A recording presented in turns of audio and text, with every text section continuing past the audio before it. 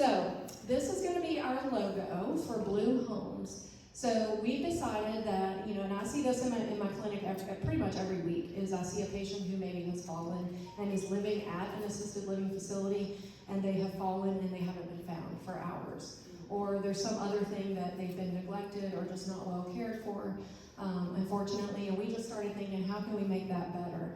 And in particular, there's a lack, I would say, of memory care facilities in our region.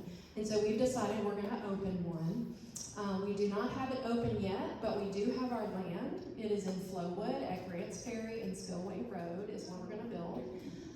And we hope to get our loan this summer and hopefully break ground this fall. But our project is going to be, we're calling it a memory care mansion. It's 10,000 square feet. It's going to house 16, oh yeah, he's got the t-shirt. It's going to house 16 residents, each with their own bedroom and bathroom. We want it to be kind of a luxury feel, but also homey. And so we're working with a mentor who's doing this out in Texas, and we visited him in October, and he had his walls built. They weren't, sheetrocked or painted or anything yet, but we could walk through the structure of the building, which is the exact same building we're going to build. And I don't know how to describe it other than it's large and luxurious, but it also feels cozy at the same time. And I'll show you guys the floor plan. I think what it is something about the two wings, but there's that huge great room in the middle there. The kitchen is an open kitchen right there as well. And then all of that area kind of in the back there is going to be all windows. So it's going to be a lot of natural light. There's going to be a little patio in the back. There are little nook areas, for family and friends to gather. We're going to have excellent caregiver ratio. So, in a lot of these places, because we secret shop them all, we would walk into a place and we would not see a caregiver for 15 minutes, and the residents are just wandering around by themselves. Which if they're independent like you guys, that wouldn't be a problem, but we're talking about places where people actually needed more care. And so we're going to have a higher caregiver ratio. We're going to have 2 to 3 people on at all times for 16 residents. Most of the places in town have, 2 or 3 caregivers for 50 residents or even more, unfortunately. We are going to hire a chef. Nick is going to be our chef for our first 3 residents, and then once we get fully licensed and we can fill it up, we're going to hire a professional. Not that you're not professional. He does an excellent job. He cooks me dinner every night. We're going to have a salon area. Of course, we're going to have security. The building will have to be secured because we're doing memory care. And of course, they're going to have adequate supervision. Yes, lots of windows. So that top picture is going to be the front, and on the bottom is kind of the back, and you can kind of see those walls of windows there. And then, of course, our lighting is going to be top-notch. All of our fixtures are going to be top-notch. You wouldn't believe the amount of detail. We've learned so much. The amount of detail, like chairs need to be a certain height for mobility. Textures need to be certain textures. There need to be certain colors. There needs to be certain contrast for people who are having trouble with their memory so that they know where to go, which rooms to go in, and so forth. There's an unbelievable amount of detail, but we're just loving it. We're loving learning about everything and just trying to make this the best possible place for people. And then hopefully someday when it's my turn, I can just move right on in, or we both can. Maybe our kids will inherit it and they'll take us on as residents. That's our hope. And so this is just our pictures, our phone number, our website, our emails. And let me see. That was it. Anything else you wanted to say? No. Okay. Okay, thanks. Thank you. So I'd love to go back to dementia, see if anybody has questions there about really any of this. I do. Sure. The dementia people, they are us. We need to start thinking about how to relieve our kids if we get into problems. We need to start thinking about putting them DOT on all our accounts. We need to think about putting a good will. I just finished doing a lot of stuff where I even gave my home to my daughter, put her on my house.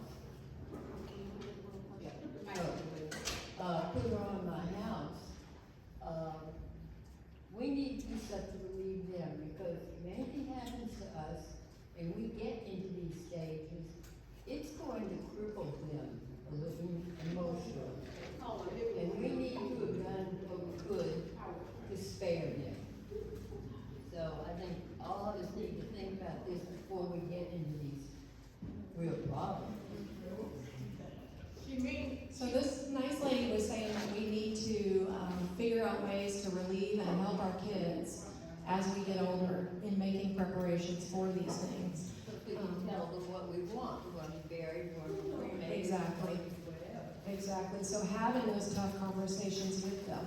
This is where I want to be buried. This is what I want done with this, that, or the other. So it's not just about finances, but about decisions that you might need to make as far as your medical care as well. I don't need to make them loud. Okay. What you're talking about, baby, is a living will or power of attorney you need your kids to do. Or you need to do. With my power of attorney. Everybody needs that. When you can't speak, see, I just consider a dementia patient right now. That's gonna be, when you can't speak for yourself, that living will and that power of attorney is right there to speak for you. That's what you need right there. And you gotta get it, what you call it, notarized and signed, okay?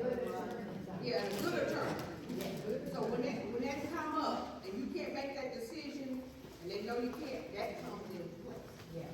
Now, Yes. I think so too, and I think sometimes we don't. I know we don't think about that as we get older, like me, I need to get that too, I got to, I'm scared. I get to the point, I can't talk, I'm gonna talk.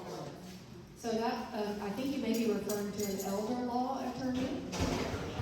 And there's a few that work with us at the Mind Center, so if anybody needs a lead on that, I can get that for you. Just reach out to me and I can find that for you.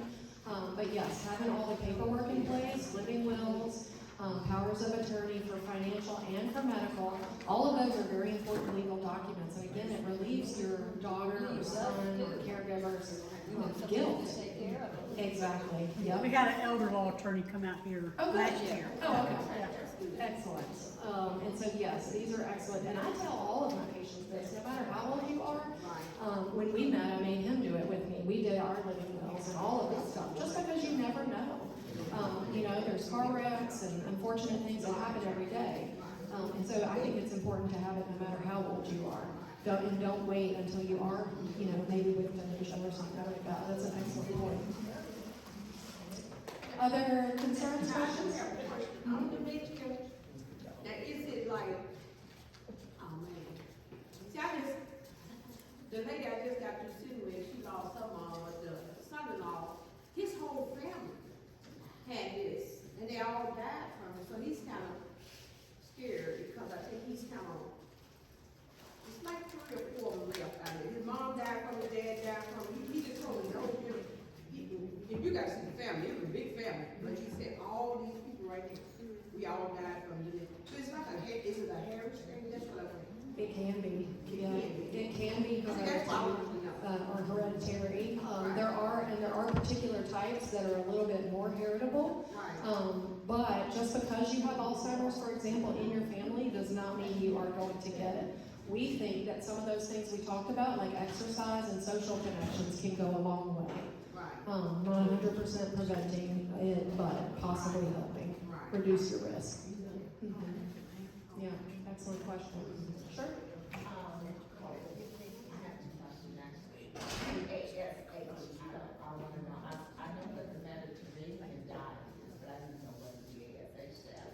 And the second thing was, my brother, I don't know if he had Alzheimer's, but I knew it was some type of dementia. And he used to wear a patch, and he was fine as long as the patch was on. But we would have to put the patch somewhere on his back where he couldn't reach it.